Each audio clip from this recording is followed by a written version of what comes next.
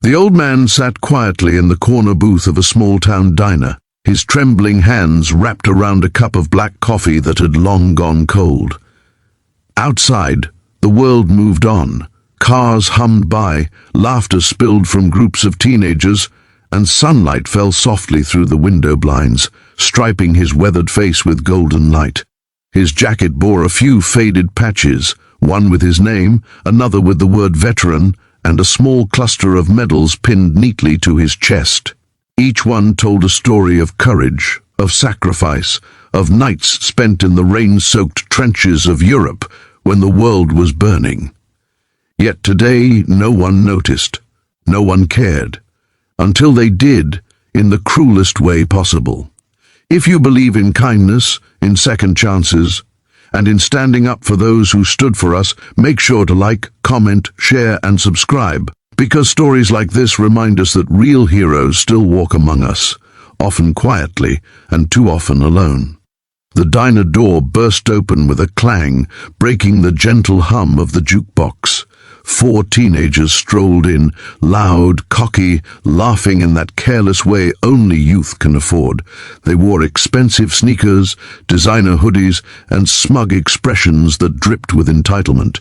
They ordered nothing, just slouched into the booth across from the old man, their phones already out, recording. One of them, a tall boy with slicked back hair and a grin that could curdle milk, nudged his friend and whispered something that sent them all into fits of laughter. The veteran glanced up, meeting their eyes for only a moment, then lowered his gaze again. He didn't want trouble. He'd seen enough of that for one lifetime. But trouble had already found him. "What's that, old man?" the rich teen sneered, waving a phone camera toward the veteran's face. "You think you're a hero or something? Look at you, sitting here like a ghost from the past. Bet those medals don't mean anything now." His friends laughed and jeered, their phones catching every word, every cruel smirk. The veteran tried to ignore them, his frail hands tightening around his cup, as if it could anchor him to what little dignity he had left. The laughter grew louder. Then, in one horrifying moment, the tall boy spat, the glob landing squarely on the old man's jacket, staining the fabric that had seen more honor and pain than those boys could ever comprehend. The diner went silent. The veteran froze. He didn't lash out. He didn't shout. He simply looked down at the stain, then at the floor, a single tear tracing the wrinkles of his cheek. The boys laughed even harder, proud of their cruelty, basking in their own ignorance. One of them even muttered, "Guess old heroes don't get respect anymore." But then the door opened again. 10 men walked in, leather vests, tattooed arms, boots heavy on the linoleum floor. They weren't just any men, they were bikers, and from the patches on their backs it was clear they belonged to the same club, Iron Guardians. The air shifted instantly. Conversations stopped. The laughter from the teens died mid-sentence. The leader, a tall man with a beard like steel wire and eyes that burned with silent fury, stopped when he saw the old man. His gaze drifted to the medals, then to the trembling hands, and finally to the spit on the jacket. He didn't need to ask what happened. He already knew. The silence that followed was heavy, suffocating. The rich teens shifted in their seats, their confidence shrinking like air leaving a balloon. The biker leader took one slow step toward them, then another. His boots echoed like thunder in that tiny diner. The boys' phones were still in their hands, but now their fingers trembled. When the biker spoke, his voice was low and calm, the kind of calm that carried danger in every syllable. "Do you boys know who this man is?" he asked, his eyes never leaving them. "While you're busy mocking, he was busy saving the world. He fought so you could have the freedom to sit here, laugh, and waste your breath." He reached down and gently lifted the veteran's hand, placing it on the table with care.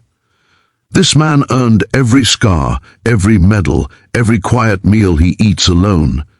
And you," his voice hardened, "you spat on him. No one moved." The diner's lights seemed to hum louder in the silence. The teenagers' faces went pale, their bravado dissolved into fear and shame. The biker leader nodded to his crew. Without a word, 2 of them stepped forward. One handed the veteran a clean napkin, while another carefully wiped his jacket where the spit had landed. Another biker knelt slightly and looked the old man in the eyes, his own voice cracking as he said softly, "Thank you for your service, sir." The veteran's lips trembled, unsure of what to say. For the first time in years he felt seen, not as a burden of the past, but as someone who mattered. The bikers turned back to the teenagers. "Apologize," the leader said simply. The boys didn't hesitate. They stammered out their apologies, voices shaking, faces red with shame. The biker didn't raise his hand, didn't threaten violence. He didn't have to. The truth of their disgrace was punishment enough. When they finished, the leader looked at them and said quietly, "Remember this moment, because the day you forget to respect those who bled for your freedom is the day you lose your own humanity." The boys lowered their eyes, ashamed. One by one they put down their phones and slipped out of the diner, leaving their laughter and their arrogance behind. The leader turned back to the veteran, motioning to the waitress. "His meal's on us," he said, "and from now on, every time this man walks in here, he eats free." The waitress nodded, tears in her eyes. The bikers took seats around the veteran, not crowding him but protecting him, silently forming a circle of respect and strength around someone who had once protected all of them. The old man looked up at them, his voice trembling. I didn't expect anyone to." "Stand up for me," he whispered. The biker leader smiled faintly. "You stood up for us long before we were born, sir. It's about time someone returned the favor." For the first time in years, the veteran smiled, a small, genuine smile that carried both gratitude and peace. Outside, the sun had started to set, painting the diner windows in shades of gold and orange. Inside, something sacred lingered in the air, not just silence, but understanding. If this story touched your heart, please like, share, and subscribe, not for fame, but to remind the world that respect, kindness, and courage never go out of style. And before you go, comment below, "I stand for respect." Let's make sure stories like this keep reminding the world that compassion is stronger than cruelty. Because sometimes it only takes a few good men, or 10 bikers, to remind everyone what real honor looks like.